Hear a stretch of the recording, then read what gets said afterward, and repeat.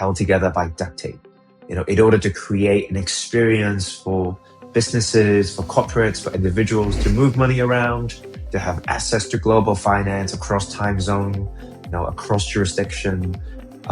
There's a lot of workarounds, and it's just manually stitching things to make it work.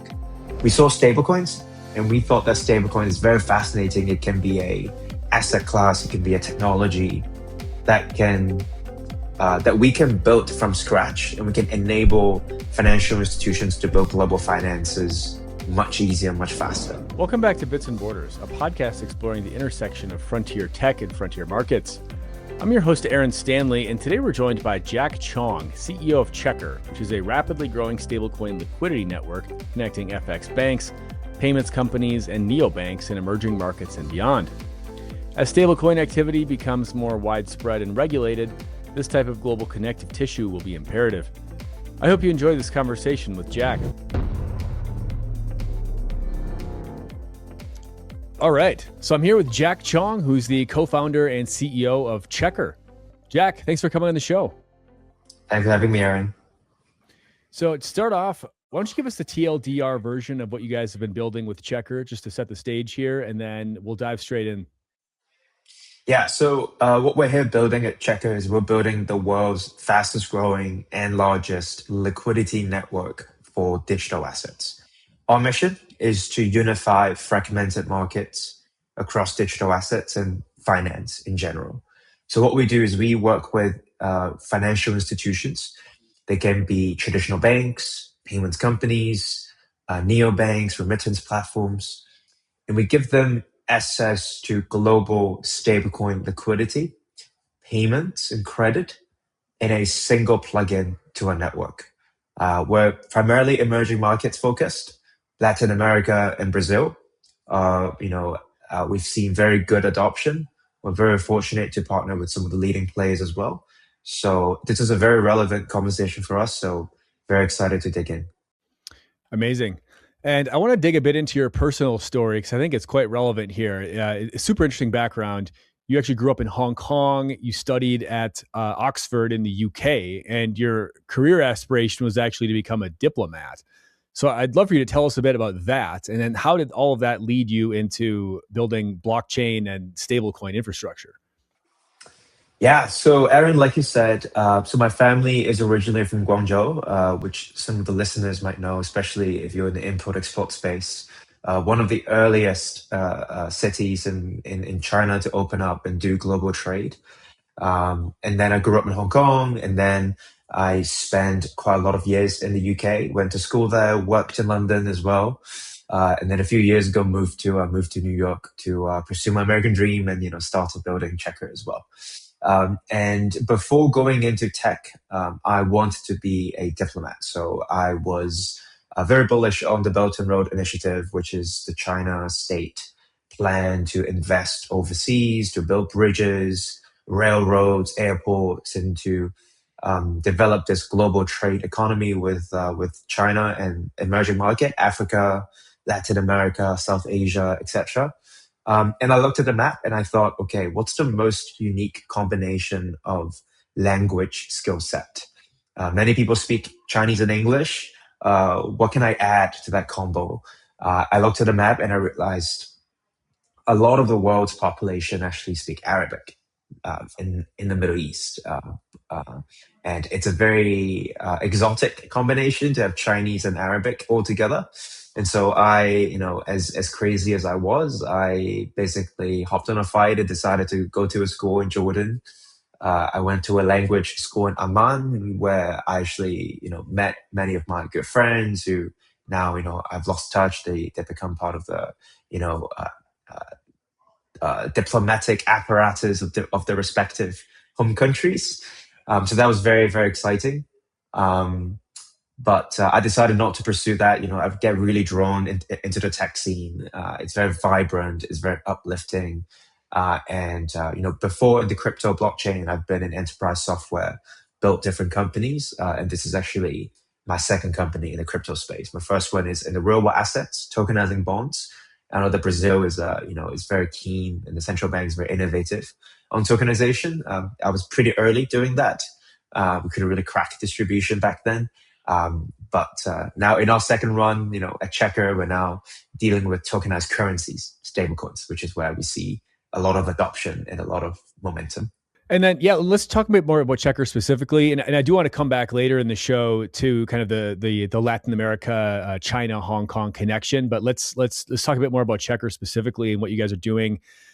Maybe talk a bit about like what's the origin story, like what's kind of the core problem you're solving for. How did you maybe stumble upon this as like, hey, this is something that really needs to be built?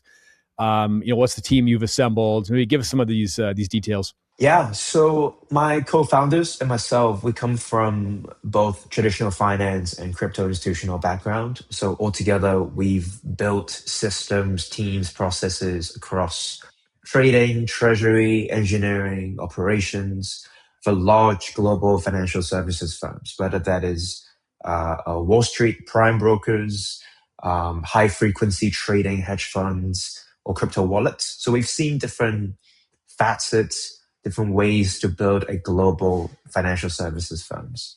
And we also know that behind the scenes is very often held together by duct tape. In order to create an experience for businesses, for corporates, for individuals to move money around, to have access to global finance across time zone, across jurisdiction. There's a lot of workarounds, and it's just manually stitching things to make it work. We saw stablecoins, and we thought that stablecoin is very fascinating. It can be a asset class, it can be a technology that we can build from scratch, and we can enable financial institutions to build global finances much easier, much faster. So that's really what drew us together, and specifically when it comes to stablecoins.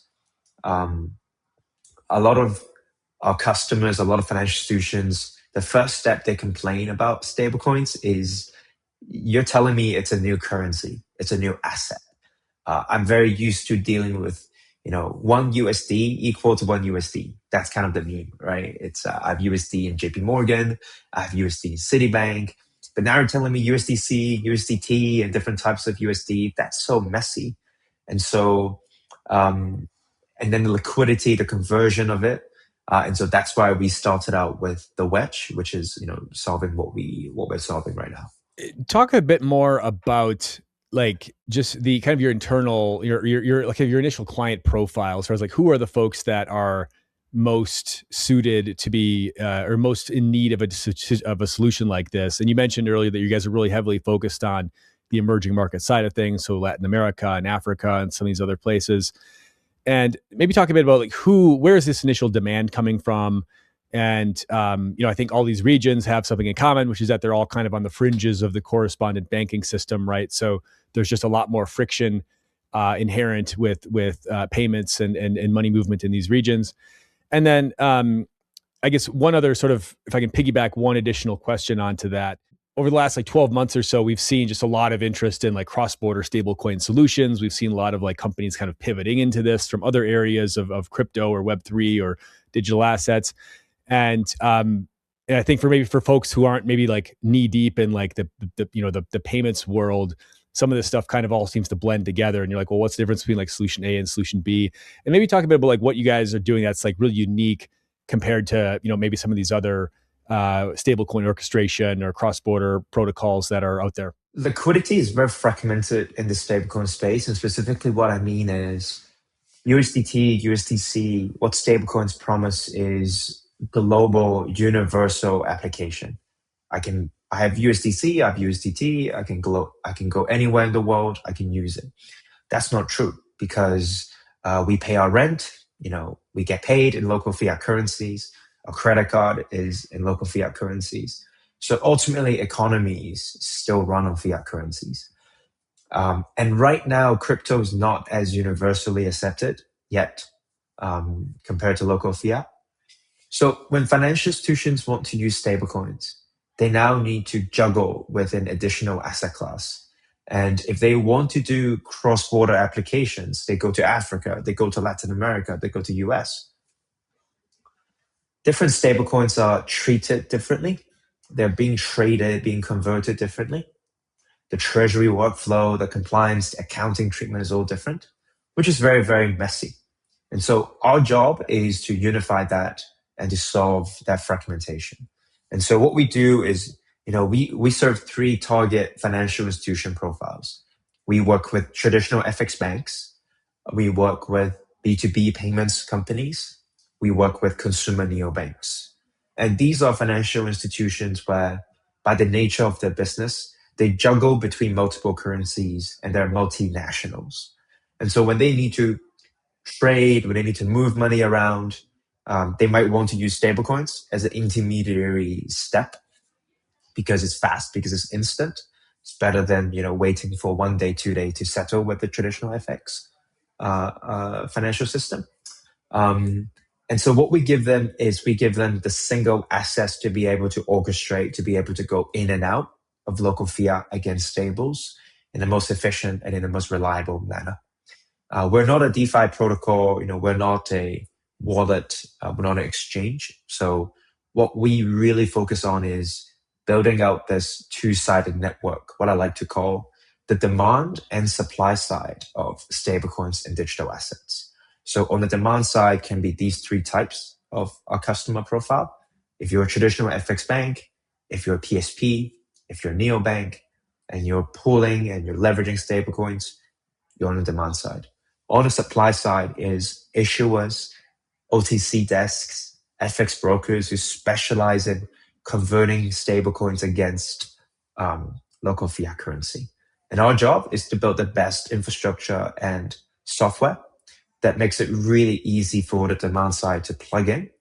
And then over time, as we're now starting to see, is some of our customers also become our providers and partners in other region. So then it becomes a flywheel, and and they can actually make more money by working with us. So you're providing that like bi-directional. You can either be a maker or a taker or both in the network, essentially, depending on the day, really, right? So this is an ability for you to source liquidity, and you can also make extra money if you have extra liquidity remaining at the end of the day. So you can kind of just plug in and out, make or take, with minimal friction, essentially. You've been building this up for about like 3 years now, both like the solution itself and then the network. Maybe talk about how you've been able to like tackle sort of the chicken and egg problem, if you will, that's kind of inherent in building any kind of network. But in this case, specifically like bringing, new partners and liquidity online across multiple jurisdictions, multiple currency pairs. Maybe talk about how you've gone about that process strategically, and then what's sort of the state of the network right now as it stands, and maybe what are your main focus areas for the next, for the rest of the year? Yeah, so we really focused on this angle and this current form of checker around slightly more than a year ago. And so, checker's been around like a year and a half or so. And we launched, I think, in the middle of 2025. So the way we solve chicken and egg, to be very honest, is just showing up locally, understand each market has its own catalyst and reason to use stablecoins and to use crypto. And each market has its own market structure as well. Brazil has a different market structure of who supplies to who is buying, who is selling, who is sourcing. Brazil is different from Mexico, it's different from the US, different from London, for example. And that's something that we're very well aware of. Because, in tech, there's a saying called the atomic network, which is what is the minimum viable combination of demand and supply that can get the network going. So with that mindset, we've been able to grow very fast. Over the past 12 months, in the first 12 months of our launch, we've already done more than 3 billion in total payments volume, TPV, processed across our network. And on our current volume run rate, we are processing around 1% of the global stablecoin B2B payments volume. So very excited about it, and obviously, very, very fortunate to have the trust and support of our customers. And it does feel like this right now in particular seems like a very good moment to be like rolling out a solution like this, because you are in this moment where stable coins are becoming, let's use air quotes, like institutionalized, let's say, right? You have regulatory frameworks coming in the U.S. and in Europe and in Brazil and other all sorts of other jurisdictions around the world. And I think people have gotten to the point where like, okay, we understand this technology works, we understand it's a real thing, but now that the regulatory perimeter is being activated, it's like, okay, how can we kind of use this in a way that is, it's not going to cause us more problems than anything else, right? So this idea of like creating this global liquidity network across multiple pairs, that's all kind of inside the regulatory perimeter, kind of vetted counterparties inside the regulatory perimeter.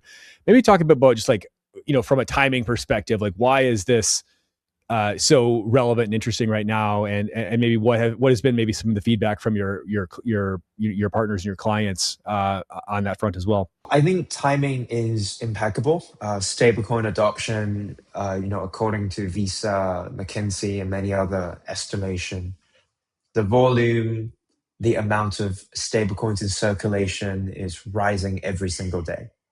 So I think that's the ground truth that that we're operating in.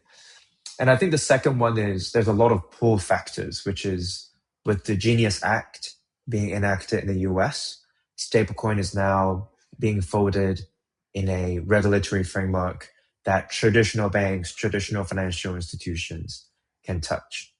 And I think a lot of the adoption, what we've seen actually comes from the small to medium-sized financial institution who have been underserved by the existing correspondent banking system, the existing legacy payments rails. And now they're looking to use stablecoins as a way to leapfrog. So from a Checker perspective, we serve both incumbent financial institutions and also what I like to call challenger fintech. So across different categories, FX banks, B2B, payments companies, consumer neobanks, what we see happening is traditional incumbents, who only operate in the fiat system, they need some form of infrastructure so that they can have a stablecoin product. Maybe the reason why is they want to attract deposits, they want to attract stablecoin deposit, or maybe another reason why is they want to enable crypto trading or enable stablecoin access. Some examples in Brazil, for example, if you bucket players like Neobank as more of a very large, it's becoming one of the incumbents now. I believe one of the motivations to launch USDC and stablecoin support is to defend the market share against the challenger fintechs.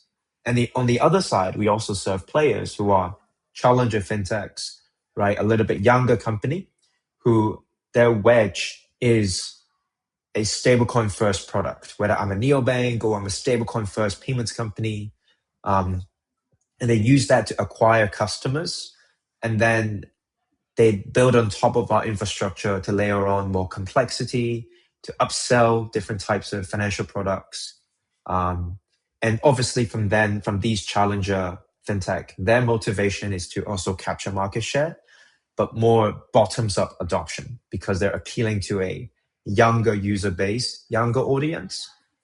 So from my perspective, we're in a very good position because this is an industry tailwind. The incumbents need infrastructure to leverage stablecoins, and the challenger fintech themselves are also growing very, very fast.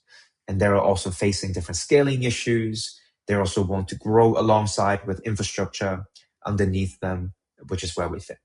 I want to turn back to something we touched upon earlier, which is the Latin America, China, Hong Kong corridor. And I know this is one that's of particular interest, just given your personal background, obviously having grown up in that part of the world. But then also there is this very strong kind of growing economic relationship between these respective regions. And, I would just love for you to riff a bit on, why is maybe the stablecoin, money movement theme like very relevant to this particular corridor, right?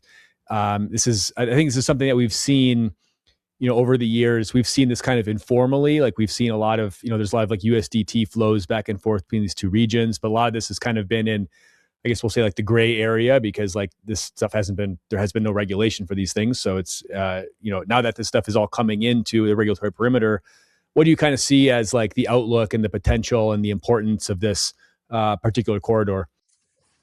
Yeah. So look, I think this metric recently came out. I think Brazil is one of the top FDI receiver of China. So China invests globally abroad, and Brazil, I think, ranks the second or third in terms of receiving the most money from China. China is also one of the most top trading partners with Brazil. And when I was in, Faria Lima, or when I was in Rio, people are talking about things like iFood and Meituan and Didi and TikTok. A lot of Brazilian teens and young people use TikTok, and people, buy cars like BYD. So it's real, right? So Chinese brands, Chinese money, Chinese product are in Brazil. So when there's goods flow, then money also needs to flow. And exactly like you said, Aaron, I think a lot of times right now, what happens is a Brazilian importer who needs to do business to China, need to send money to China. They might have a cousin who has a friend who has a college roommate who can help them, make the money to China. Or there might be a lot of this underground, informal money brokers who facilitate this exchange, facilitate this payments. The issue with this is there's a lot of risk. So as a customer, we would strongly recommend against obviously any listeners from doing this, because you don't know where your money's going to go. Someone might go away, take the money. There's a very high fraud risk. There's also very high compliance risk as well, because the funds are being commingled with unknown strangers. And what I think stablecoins present an opportunity is that, especially now with VASP regulation and stablecoins being more consistent with payments and FX regulation with the Central Bank of Brazil, it offers regulators a way to monitor and a way to protect consumers when it comes to sending money abroad. So I think this is very important. And what we're seeing the trend right now is a lot of businesses are very, very keen to explore a better and more reliable solution to send money abroad. And I think that's, there's a very interesting gap in the market, which is there's not that many. So crypto is banned in China, to be very clear. So there's not that many Chinese people who understand crypto, even though in the crypto native world, right? China is one of the earliest markets to adopt Bitcoin, etc. But there's not that many sort of in the financial services sector, Chinese professionals who understand stablecoins, understand crypto. And then on the other side, in Brazil, there's not that many Brazilian financial services professionals who understand China. I hope that the two worlds can collide and do more business with each other. And based on our background, based on my background, based on what we've done so far, I think we're in a very good position to be this bridge and facilitate businesses. Yeah, and it's super interesting, and it's a huge opportunity, right? Because there's, as you mentioned, like these relationships have always existed, but it's just been very kind of informal, and maybe it's like I know a guy whose former roommate knows somebody in China, and it's always been it's risky for the individuals like involved in these transactions, but it's also just probably like not the most efficient way to be moving money around either. And if even if you try to go through kind of the traditional correspondent banking system, there's probably like 3 or 4 loops involved there going through New York to try to move your money. So there's some interesting ways to sort of formalize this relationship in ways that just were not possible before, or they were just too risky for the reasons you alluded to.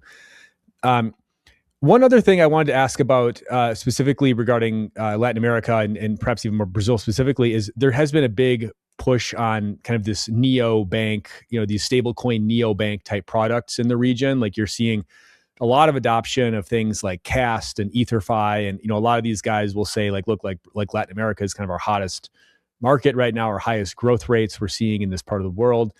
And I guess specifically, and you've even mentioned like kind of some of these challenger bank fintech type platforms as one of your client profiles. But maybe talk a bit about just like what type of adoption or what type of interest you've been seeing, in conversations with these folks, for a solution like this, and maybe even just if I can dovetail one more question on, what are some maybe like regional specific products that a company could build by like plugging into the checker network. So I'm thinking about, there's been a lot more interest in local stable coins, whether they BRL stable coins or Argentine peso stable coins or Mexican peso stable coins. There's a lot more interest in these types of products over the last like 6-12 months. Maybe give us an idea of like what are some of the ideas that folks are coming to you with, like, hey, it would be really cool if we could use Checker to help build this. Yeah, 100%. So neobanks as a category is definitely exploding. You have, I think you have guests from Cast. Other players are players like EtherFi, Red.Pay. Are customers like Bello, RTM. RTM is also an investor in Checker. Um, so, and then obviously with the success of in Brazil, Neobank, in Mexico, players like Story, Revolut are also exploding rapidly. Um, I think consumer neobanks is a very interesting category that we work with because we work with them in a couple ways. So number one is many of these consumer neobanks, they have their own treasury needs to move money around and to offer FX. So whenever that happens, they can plug into us and we give them the most efficient and we give them the workflows for them to do things like rebalancing foreign currencies against stablecoins. You'll be surprised, actually, working with CFOs and head of treasury at these neobanks. It takes a village to build this, and the reason why is, as a user of a neobank, whenever you do a transaction, everything seems instant. However, it's sometimes it's not actually recent. There are workarounds. There are different things that the neobank has done. Maybe they do things out of the pocket, or maybe there's certain workflows to build that experience for the consumer. And so, what are the tools that is needed in order to create that experience? That's where Checker fits in terms of treasury, in terms of money movement. So that's one. And then the other angle is where every neobank wants to attract as many deposits as possible. So they want to attract people in Argentina to deposit, people in Brazil to deposit, people in Colombia to deposit. So what does it take for a neobank to be able to accept deposits from as many countries as possible? They need some kind of payments infrastructure. So that's where also Checker can fit in and enable them to do global deposit, global withdrawal, local fiat as fast as possible in the cheapest way as possible. So these are different ways that we work with neobanks. Local stablecoins is super interesting. I think, for example, BRL, the carry trade is very popular. We're very keen to work with distribution partners who have the demand, who want to enable end consumers and businesses to benefit from the carry trade. And I think it's going to be an interesting year to observe, which is it possible that stablecoins or the digital asset sector might drive the demand of the Brazilian treasury bond? That is a very, very interesting question for us to think. Macro funds in Wall Street, I know that for a fact, they love the BRL carry trade. Maybe crypto natives are going to love it too. And I think stablecoins is one conduit, is one way for this demand to be funneled. And I think with the regulators now having framework, it's all possible. Amazing. Yeah, that's definitely something to be watching, right? As we have more of these BRL stablecoins popping up, I think one of the things that's maybe limited the growth of this carry trade, like you mentioned, is just it's not very accessible. Like you have to kind of be like a macro fund on Wall Street to even have access to the tools to even make this trade, right? But with moving these things on chain, all of a sudden this is theoretically open to anybody, right? So that'll definitely be an interesting thing to watch over the course of the year, and especially as some of the regulation comes into place and we see a bit more kind of the rules of the road being codified about how these things work in Brazil. One last question here. I did want to ask you about, you recently announced an $8 million fundraise, so congrats on that. You have a pretty impressive list of venture capitalists and as well as some angels from very geographically impressive and diverse list of angel investors from like a lot of the regions you're doing business in. So like Latin America and Africa and some of these other places, which is really cool, kind of getting that buy-in from those investors. But just curious as to what was it like, kind of bringing this all together? and what was kind of the selling point that really kind of, drove it home for your investors? Like what was it what was like kind of the light bulb moment that some of these folks had? Were like, wow, this is something that we want to, put like our money and our reputation behind. What was this whole process like? So we're very thoughtful about who we partner with and who we work with as investors. So we've catered a very curated set of regional strategic investors who specialize in financial services. So in Latin America, we have India and Mexico, Bitso, AirTM as some of our strategic investors.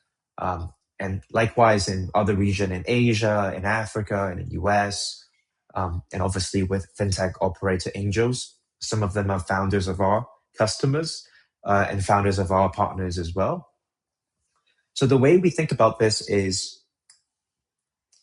we're here to build the largest and fastest growing network for financial institutions. And if you think about how networks grow, very similar to Visa, MasterCard, these are some examples of networks in a financial services space.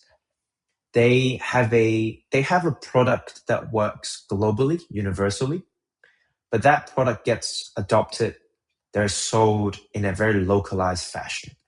And so they need people who speak the local language, they respect the local culture, they understand that what has worked in the US might not necessarily work in Brazil, for example, maybe because of regulation, because of just the different players and the way they interact with each other. And so having these investors on board help us navigate this. And so this has been tremendously helpful. And then I think on the other hand, what we find very exciting is that investors and us both believe that there's a wide space to build a global and to take a global approach, but implement it locally in order to capture this wide space of building the best and fastest growing network for financial institutions and stablecoins. So that's how we think about it. And look, we are not building a consumer product. So, we will, so a lot of things that we prioritize is going to be trust, is also going to be relationships with regulators, with the local market, with the local talents. And those are the things that we think a lot every single day. So yeah, so that's how we think about putting together this cap table. You have investors who are like bought in both like financially, but they're also kind of bought into the mission. Like they're bought in, like, folks on the ground in Brazil, folks on the ground in Latin America, folks on the ground in Africa, these other regions who, they can kind of serve as like your proxies. They can serve as your ambassadors. Like they're, so folks who can really, really kind of help advance the mission of Checkr in these regions strategically, which is really cool. So I appreciate that approach. Well, Jack, I appreciate you coming on the show here today. This is really great. Really appreciate like the chance to learn about what you guys are doing. This is really exciting. And like I said earlier, I think that the timing for something like this just feels very ripe, right? I think, one of the things I think we've maybe learned in crypto over the years is that like you can have a really great idea, but if the timing of it isn't right, you're going to have a hard time with it. But I think like it just feels like the timing of a product like this and a solution like this and this type of network is really, really on point. So wishing you best of success here over the rest of the year. And maybe I'll turn it back to you for any final thoughts. How can folks find you if they want to learn more about yourself or Checkr? Yeah, so maybe one more thing to add, which is for the listeners based in Brazil, why should they care about Checkr, and what is the specific thing that Checkr can offer to Brazil? So there's one thing I'm very excited about, which is the upcoming VASP regulation to be fully implemented in Brazil, which I believe is end of October, Q4 this year. So what we expect the market to do, institutions across Faria Lima, they're going to rush. There's a race to adopt digital assets and to offer digital assets to the market. Whether you're a FX broker, a wealth management firm, a cross-border payments company, a fintech, and we're here, we're ready, Checkr is ready. And, we've already had the traction and the record of serving Brazilian financial institutions.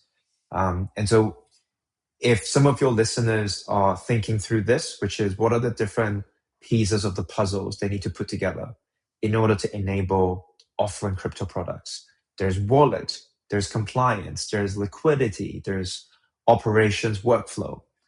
Give us a call, and we're very keen to drive adoption in the Brazilian market. We're Checker on LinkedIn. My name is Jack Chong. You can also find me on LinkedIn. That's probably the easiest. And more than welcome to answer any questions as well. Well, thanks again, Jack, for your time. And thanks everyone for listening. And we will see you next time.